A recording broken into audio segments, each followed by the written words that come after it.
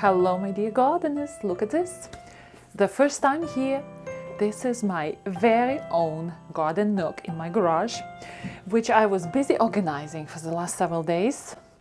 So what I did here, I reclaimed this corner, I painted this wall with a cement paint. This was just average cement garage wall. And here I have all this beautiful space on the table, and table is tall. So where my hands are, right here, there is a space to create.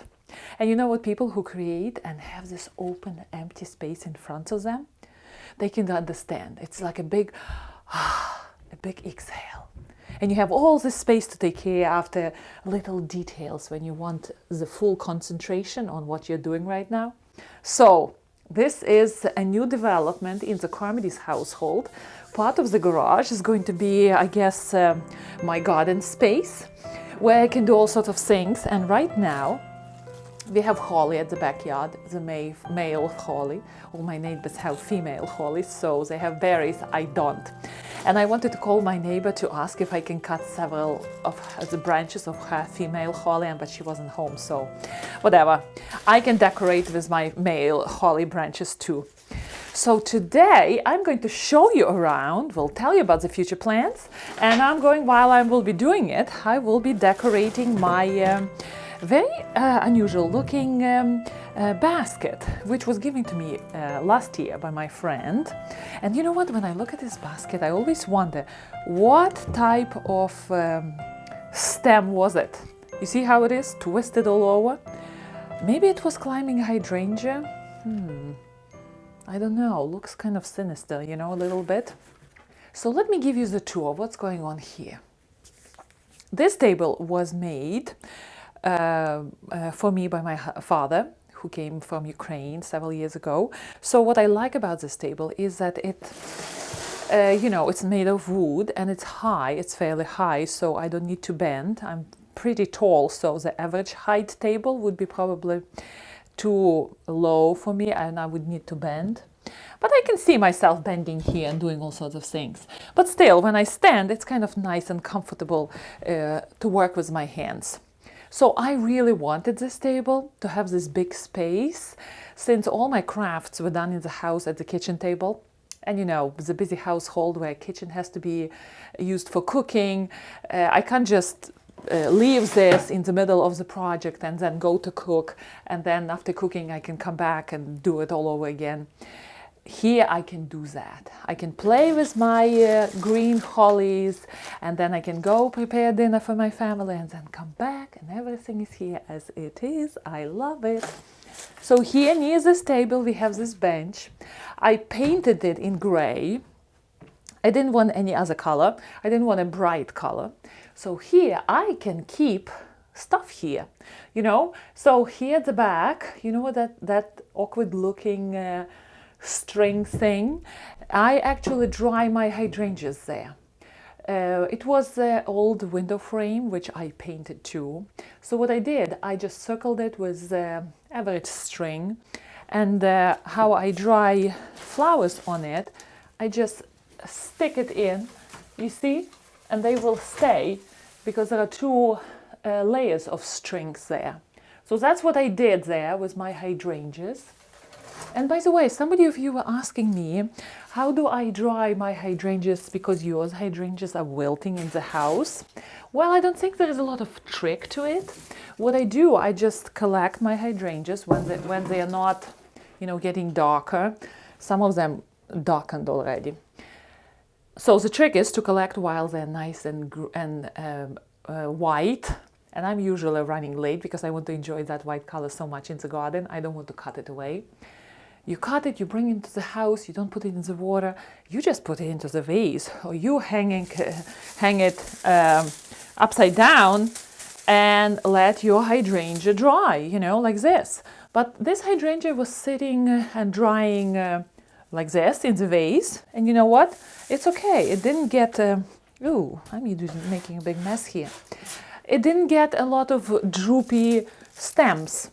What I don't like about drying hydrangeas, their leaves become very kind of easy to destroy and easy to crush. So what I do, I just defoliate those leaves, and hydrangeas are drying just fine. Some people like to paint them, to spray them, to put all sorts of silicone fillings into them, into their system. I don't like to do that. Okay, I'm going to destroy these guys, so let them sit here. Oh, what did I do here?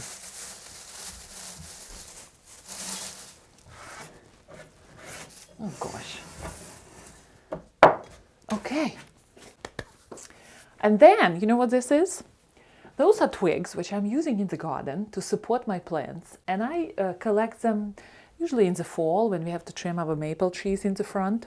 So what I do, instead of just keeping it outside in the cold weather, in the wind and snow, and let them rot, I brought them here and I use them as a temporary decorational element. And then next spring, they're going to be used. You know, I just stuck them here between the wall and the shelf, and they are standing. And I started decorating them with Christmas ornaments just to have fun here, you know, just to have it nice and cozy here. I want to come here, you know, I want to make the space cozy, that I can come here with my coffee, put it down and start creating. Because creating process can be very powerful, you know. And you need space and you need time for that, and you need quiet for that. But at the same time, when you use that time well, it rejuvenates you, you know, the creativity. It switches, at least for me, it switches my brain into totally different direction. I create, and that's fantastic. So this holly, I'm going to stick it here, and I will use it as a house decoration, you know. And I always love natural holly leaves. When you go into the, at least when I go into the stores and I see natural decorations, there is a big allure there. Of course, it's not long lasting, there is one season only to them, but still they are winning in beauty and the color of the leaves. Oh, here we go. Since we don't have holly berries here, I'm going to stick one of the artificial things here. And I was using this last year to decorate my garden wreaths. So this year I'm reclaiming it. And you know what? Last year squirrels were trying different berries one by one. Well, guess what? They probably found out that berries are not tasty, and they left it alone. But some of them are quite lost, you know, through the season.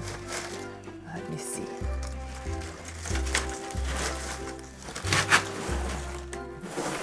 All right, we will put several.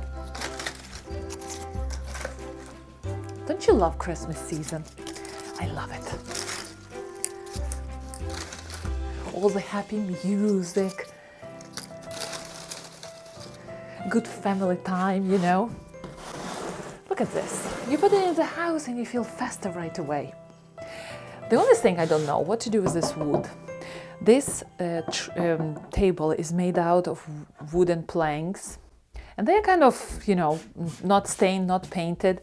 And I'm thinking, should I just cover it or should I just paint it with something?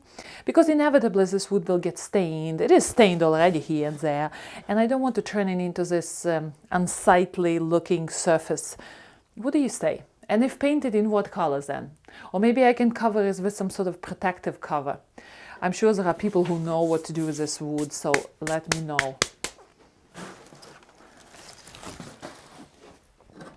As for the wall here, you see these holes here? They were sitting there for a long time, so I will patch them up and I will paint over them. But here against the ceiling, we have several hooks already pre-installed. And I was thinking to myself, wow, next year I can plant flowers which are good to dry, and I can do a drying rack here and store all the flowers upside down here. I love that effect, you know, sometimes I see it in the movies, the drying rack, it looks so good. So maybe I can implement something like that here and have this lovely little nook where I can come and just do my garden stuff, you know. What I wanted to do originally here on this table with you and show you how I do it was my hypertufa pots. And those are funny pots. I have 2 of them already made. And they are I wouldn't say they're very cheap alternative to those very expensive character-looking pots. They still cost money to make, but they are so messy to produce. Cement is everywhere, so that idea is out. I'm not doing it in this garage this winter.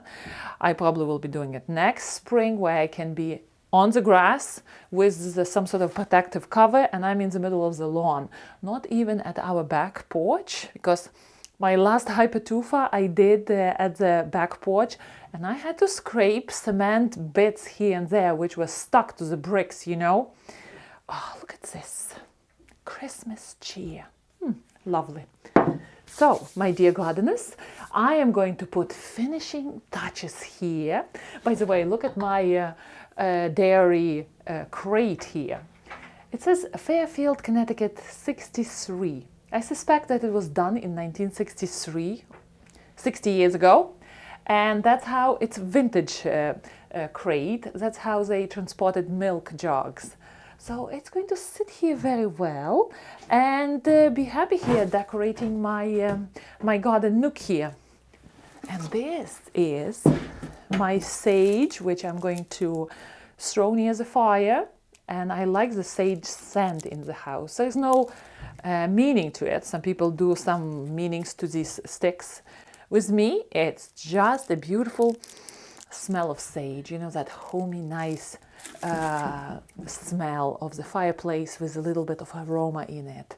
And by the way, look at my vintage, nice vintage bucket here. I love it. And I cannot store this sage in the house. It doesn't look really very sightly, but here it is looking just perfectly fine, right? Right here. And every time we do a fireplace, I can take one bundle and put it near the fire. Lovely. I love it here. Look at this. This is another hypertufa, I don't know what, ball. I had a little bit more of hypertufa mix, so I decided to make a ball out of it. A funny looking thing, you know? Let it sit here as a decorational element, you know? So this is it, my gardeners. Look at this. Christmas is coming. I'm wishing you happy pre-Christmas days, and I will see you in my next video. Happy gardening!